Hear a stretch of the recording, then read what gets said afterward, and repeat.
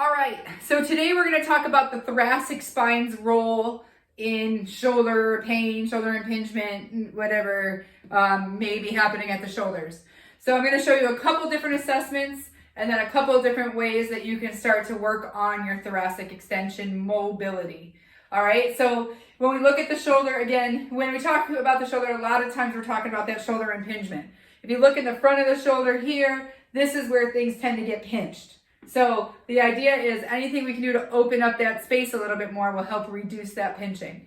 So one of the simplest ways to look and to just start to understand is when you come up with your arms, how high can you get them? And do you tend to do this?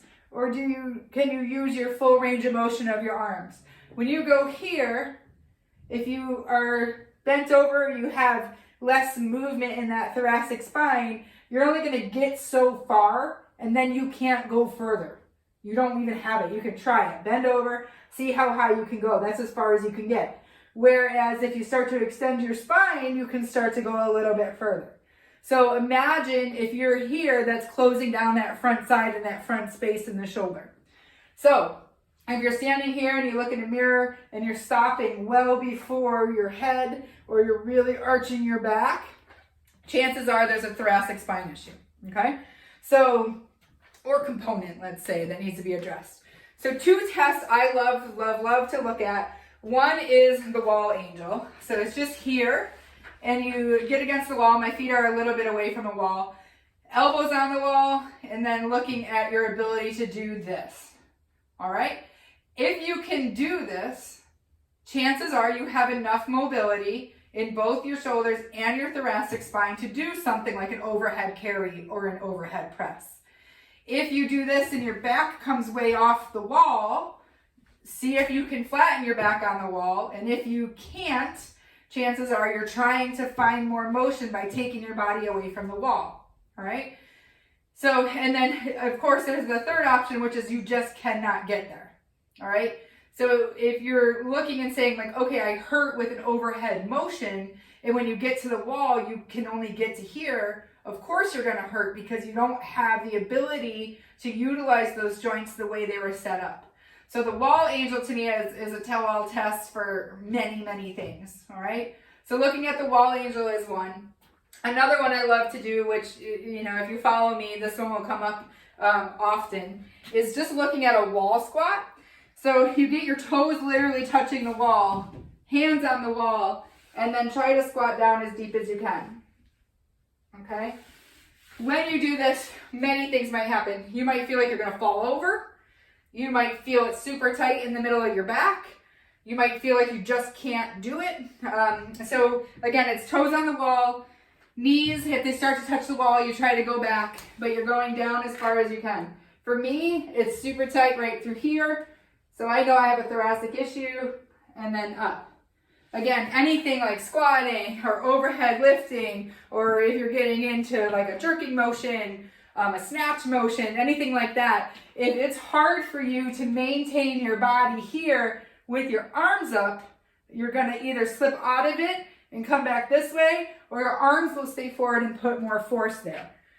So thoracic mobility and extension is really crucial for movement and health of the shoulders. So I'll show you a couple little exercises that you can try to see if you can get a little bit more thoracic mobility.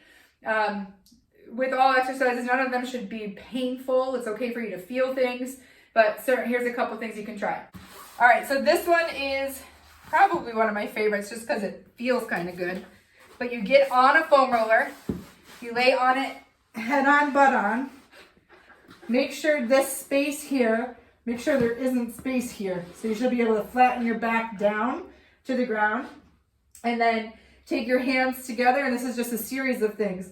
One is to go up and over your head as high as you can, but don't let your back arch. So your back needs to stay flat down, and you try to work on this motion here. Okay? The other is to actually do the wall angel, but here. So the foam roller provides you a little bit of movement. If you can't quite get there, you just stop kind of where your body will let you, and you go up and down from here. So usually I just do, again, maybe like 5 to 10 this way, and then 5 to 10 this way to start to get that spine to move a little bit. All right, and the second exercise I use often to try to get a little bit more thoracic extension is either an overhead tricep extension or a halo, or sometimes together. So usually I have you just kneeling or half kneeling, and we'll come back to this one when we talk about the core connection. But kneeling and then taking this kettlebell, bell up, and trying to go around your head without arching your back. Okay, so your core stays down here. So doing this helps to improve that mobility a little bit. And then stopping and doing an overhead tricep extension helps a lot to functionally improve that thoracic extension.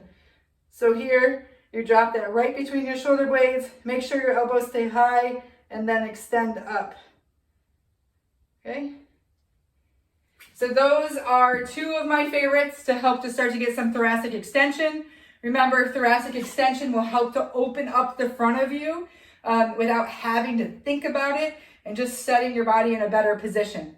So if you find you're stiff in your thoracic spine, start working on those, see how you feel. Get in the gym before your workouts, especially if you know you're gonna have an overhead day, and see if you can get that spine moving to lessen the load on your shoulders.